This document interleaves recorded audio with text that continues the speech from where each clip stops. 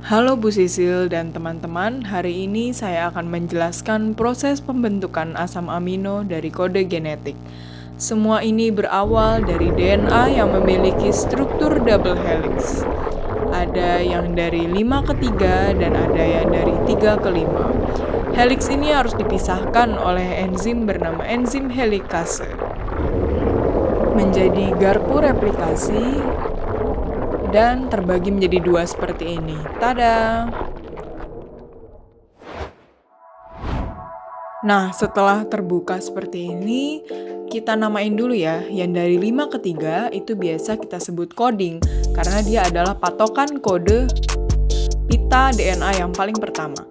Nah, kalau yang dari 3 ke 5 itu biasa kita sebut template.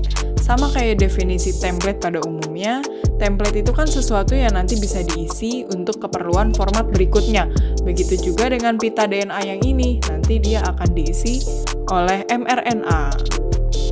Nah, kalau yang coding biasa disebut sense, kalau yang template biasa disebut lawannya atau antisense.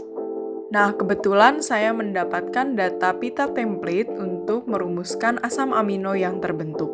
Kita tulis dulu kode template yang sudah didapat. Nah, sebenarnya kalau kita sudah punya data template akan lebih mudah karena kita bisa langsung lanjut ke proses selanjutnya. Namun supaya menyeluruh, di sini kita akan merumuskan juga DNA codingnya. Karena masih sesama DNA, maka kita menggunakan aturan pasangan basa nitrogen pada DNA, yaitu A berikatan dengan T dan G berikatan dengan C. Oke, lanjut ke proses selanjutnya. Sekarang kita akan mencetak RNA duta atau RNA message. RNA message biasa kita sebut codon karena ia adalah pemilik kode asam amino yang akan terbentuk. Jadi semua patokan untuk membuat asam amino adalah pada mRNA-nya. Pada RNA tidak ada basa nitrogen T, maka semua T kita ganti menjadi U. T berkaitan dengan A, C ke G, A ke U, T ke A ke U, A ke U, G ke C, A ke U, A ke U semua, terus A ke U, T ke A, C ke G. Seperti itu. Proses pencetakan kodon ini disebut transkripsi. RNA ini lalu keluar dari nukleus dan menuju ke ribosom. Kode untuk asam amino sendiri itu per 3 huruf. Setelah menuju ke ribosom subunit kecil mulai menempel di kode pertama di 5. Karena perumusan asam amino ini bergerak dari 5 ke 3. Ribosom subunit kecil akan memberikan isyarat kepada tRNA untuk membawa asam amino sesuai dengan kodon. Setelah itu datanglah ribosom subunit besar yang memiliki 3 bagian, yaitu E di kiri, P di tengah, dan A di kanan. Pada daerah P terjadi pemasangan antara tRNA dan mRNA. Sedangkan pada bagian A, kodon akan mulai bersiap untuk dihinggapi tRNA.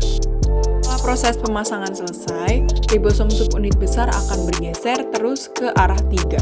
Kodon yang sudah ada di wilayah E berarti sudah bersiap untuk melepaskan asam amino yang sudah jadi.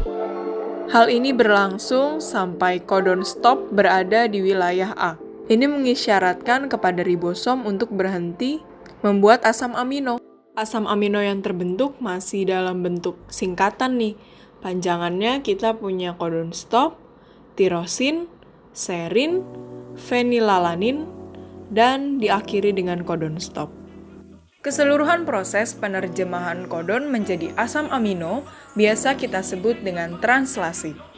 Tapi kenapa di awal udah ada stop ya?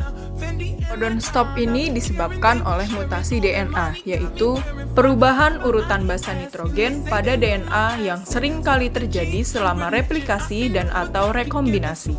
Mutasi DNA itu ada banyak jenisnya, tapi berdasarkan kasus ini, mutasi yang terjadi adalah mutasi nonsense atau tanpa arti, yaitu perubahan kodon asam amino tertentu menjadi kodon stop yang akhirnya mengakhiri rantai dan mengakhiri pembentukan protein sebelum waktunya.